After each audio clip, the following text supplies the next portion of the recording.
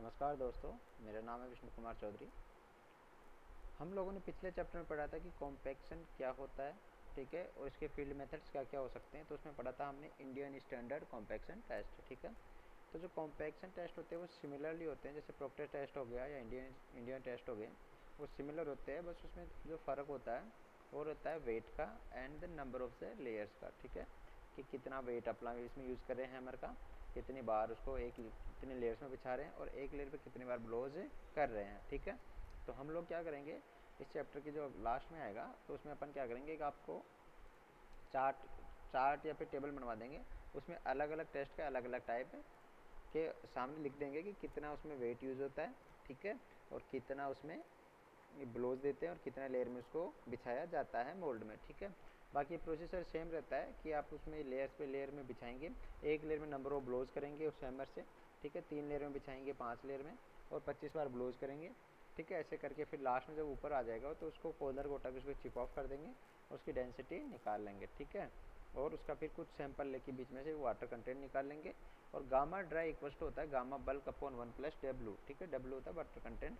तो उसके केस में अपन क्या करेंगे, गामा ड्राई निकल जाएगा। फिर gamma dry and moisture content के जैसे W के बीच में ग्राफ प्लॉट कर देंगे, ठीक है। तो ये अपना प्रोसीजर हो गया है, ठीक है। अब हम आगे चलते हैं। आज अपन पढ़ेंगे फैक्टर्स अफेक्टिंग कॉम्पैक्शन, कि वो कौन कौन से फैक्टर्स है जिसकी वजह से कॉम्पैक्शन इफेक्ट होता है, ठीक है। तो चलिए शुरू करते हैं। सबसे पहले आता है वाटर कंटेंट, ठीक है।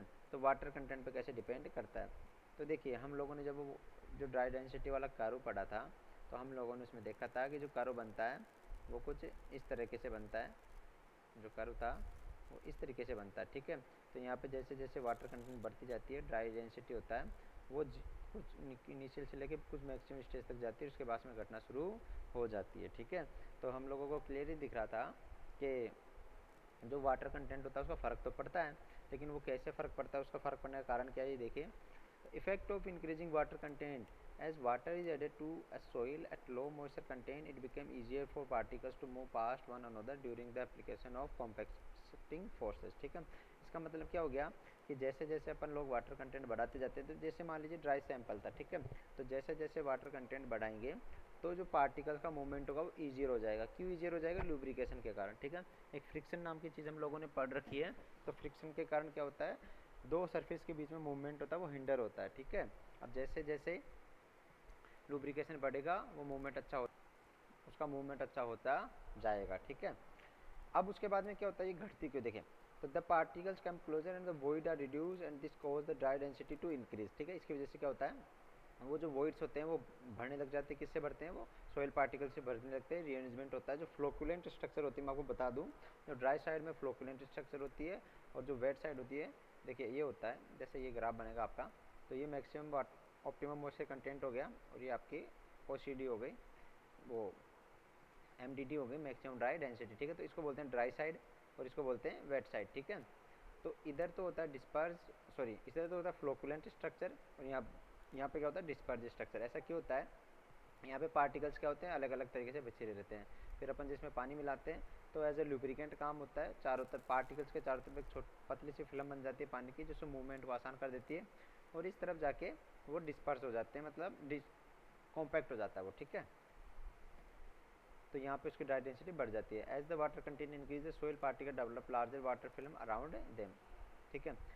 This increase in dry density continues till a stage is reached where water starts occupying the space that could have been occupied by the soil grains, ठीक है। कहने का मतलब क्या हो गया कि चलिए वहाँ तक तो मैक्सिमम अपन को ड्राई डेंसिटी मिल गई, ठीक है। ये ग्राफ मैं थोड़ा यहाँ बनाए रहने देता हूँ, ये अपन को यहाँ पे मिल गई, ठीक है। अब उसके बाद में भी पानी मिलाएंगे तो क्या होगा, जो पानी होगा वो अब वॉइड्स में जगह लेना शुरू कर देगा और सोइल ग्रेन्स की जगह लेना शुरू कर देगा। कि मतलब क्या होगा, अगर किसी वॉइड में सोइल ग्रेन आ सकता था या पहले से पड़ा हुआ था, तो वहाँ पे पानी आ जाएगा, उसको स्वेल कर देगा, ठीक है। Does the water at this stage hinder the closer packing of grains and reduce the dry unit weight, ठीक है। तो वो क्या कर देगा, जो पास में जो वेट सोइल पार्टिकल्स थे वो पास में आने से रोक देगा, क्योंकि वो जगह ऑक्यूपाई करने लग जाएगा, ठीक है। तो the maximum dry density occurs at optimum water content and their values can be obtained from the plot, ठीक है। वो प्लॉट अपन बता देंगे, अभी ये आगे बता रखा है, ठीक है।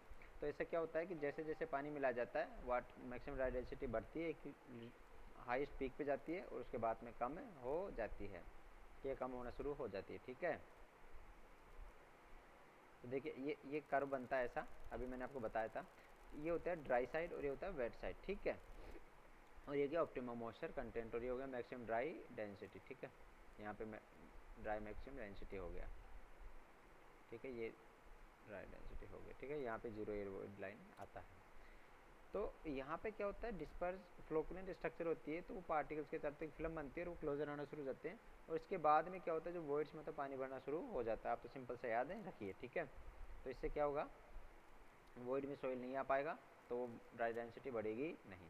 ठीक है, अब उसके बाद में कॉम्पैक्ट इफेक्ट का क्या, कॉम्पैक्शन इफेक्ट का क्या असर पड़ता है। कॉम्पैक्शन इफेक्ट का मतलब मैंने अभी बताया आपको कि जो टेस्ट का प्रोसीजर तो सेम है, लेकिन उसमें क्या होता है, नंबर ऑफ लेयर्स इंक्रीज हो जाती है। ठीक है, और वेट इंक्रीज हो जाता है। ठीक है, तो इसका साफ साफ इफेक्ट पड़ता है कि आपके पास जो वेट ऑफ हैमर बढ़ गया, तो आपने उसके कॉम्पैक्शन एनर्जी बढ़ा दी, नंबर ऑफ द लेयर्स बढ़ा दिए। तो पहले तो 3 लेयर था, और अगले मान लीजिए दूसरा टेस्ट हुआ, उसमें आपने 5 लेयर्स कर दिए, तो अब कॉम्पैक्शन के लिए क्या होगा, ज़्यादा बार होगा, मतलब एफर्ट बढ़ गई। ठीक है, तो ऐसे एफर्ट बढ़ती है, तो इसका क्या फ़र्क पड़ता है, the increase effect of increasing compactive effort is shown, different curves are obtained for different compactive efforts, a greater compactive effort reduce the optimum moisture content and increase the dry density. ठीक है, देखिए इसमें कह रहा है कि जैसे जैसे कॉम्पैक्टिव एफर्ट बढ़ता है, तो उसमें क्या होता है, जो ऑप्टिमम मॉइस्चर कंटेंट होता है वो तो बढ़ जाता है, सॉरी वो तो कम होने लग जाता है, और जो ड्राई डेंसिटी है वो बढ़ जाता है। जैसे इसका जैसे मान लीजिए किसी सॉइल सैंपल के लिए ये अपने पास करवाया, अब अब हमने क्या किया, इसमें कॉम्पैक्टिव एफर्ट बढ़ा दी, तो क्या होगा, देखिए यहाँ पे आ रहा था इसका पीक, इसके लिए आ रहा था। अब क्या करेंगे, जब जो अगला कर्व बनेगा वो यहाँ बनेगा कुछ।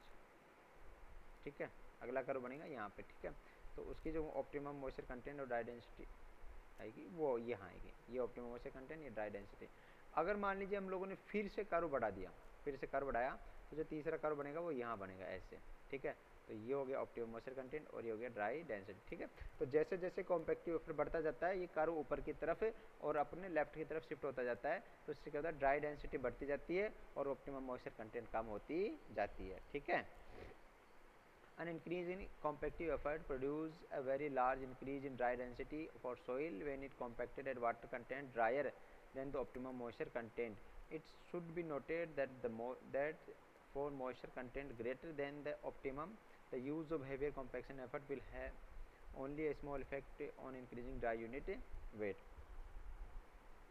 ठीक है, तो इसको ऐसे समझिए कि जब मैंने अभी आपको थोड़ी देर पहले बताया था कि दो साइड होती है कारों की, एक हो गया ये जैसे कारो बन गया, तो एक हो गया ड्राई साइड में और एक हो गया वेट साइड में। ठीक है, तो अगर कॉम्पैक्टिव एफर्ट को अपन इधर बढ़ाएंगे, ठीक है, अगर ड्राई जैसे ही ऑप्टिमम मॉइस्चर कंटेंट से कम वाटर कंटेंट पे अपन अगर एफर्ट बढ़ाएंगे, तो ड्राई डेंसिटी में जो इंक्रीज होगा वो बहुत ज़्यादा होगा एज कम्पेयर टू अगर वेट साइड में अगर वाटर कंटेंट है और फिर अगर अपन कॉम्पैक्शन एफर्ट बढ़ा रहे हैं, कॉम्पैक्टिव एफर्ट बढ़ा रहे हैं, तो उस केस में इतना ज़्यादा चेंज नहीं होगा, इतनी ज़्यादा इंक्रीज नहीं होगी। ठीक है, it can be seen that the compaction curve is not a unique soil characteristic, it depends on the compaction effort.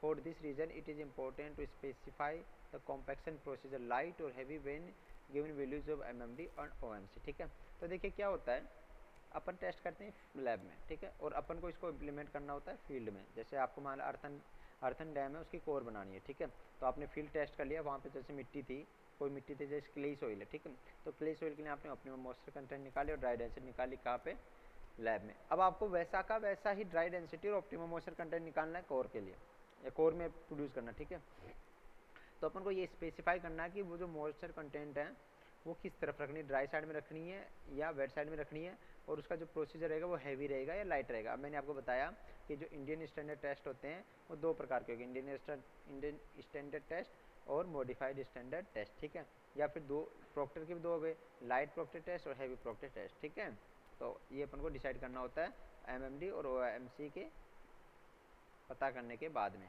ठीक है, तो ये ऐसे कर्व आते हैं, ऐसा कर्व आता है। तो देखिए जैसे जैसे कॉम्पैक्शन एफर्ट बढ़ती जा रही है, ठीक है, ये लाइन तो क्या रहेगी, ऐसे लेगी, तो ये जो पहला कर्व मान ली यहाँ आया, फिर जैसे दूसरा कर्व अपन ने कॉम्पैक्शन एफर्ट बनाया तो यहाँ चला गया, फिर तीसरा यहाँ, फिर चौथा यहाँ। ये क्या करा, कॉम्पैक्शन एफर्ट बढ़ने के साथ साथ में मैंने क्या बताया, ऊपर जाता है और लेफ्ट में जाता है, ठीक है। देखिए यहाँ पे भी हाई कॉम्पैक्शन एफर्ट और लो कॉम्पैक्शन एफर्ट, ठीक है। तो यहाँ से ये यहाँ चला गया।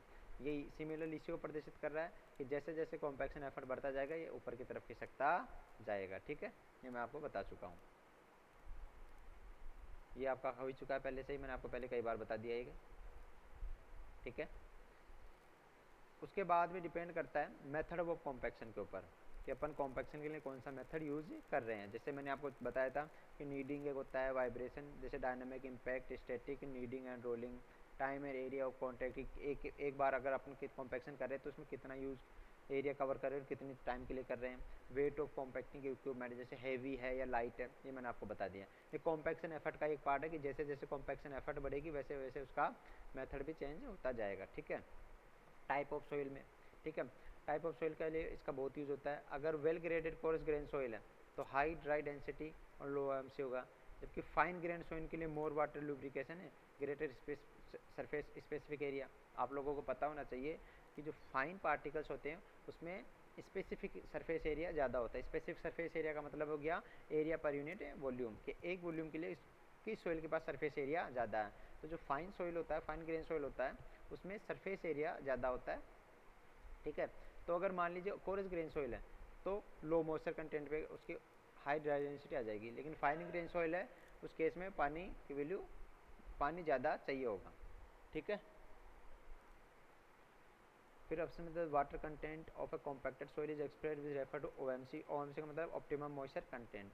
10 soil are said to be compacted dry of optimum और वेट ऑफ ऑप्टिकम। मैंने अभी आपको बताया कि ड्राई साइड कौन सा होता है और वेट साइड कौन सा होता है, ठीक है। The structure is compacted soil is not similar on both sides even when the dry density is the same. The difference has a strong influence on the engineering characteristic, ठीक है। चलिए, तो ये आप लोगों ने समझ लिया होगा। अब हम बाकी का अगले अगले लेक्चर में करेंगे, ठीक है। चलिए, थैंक यू।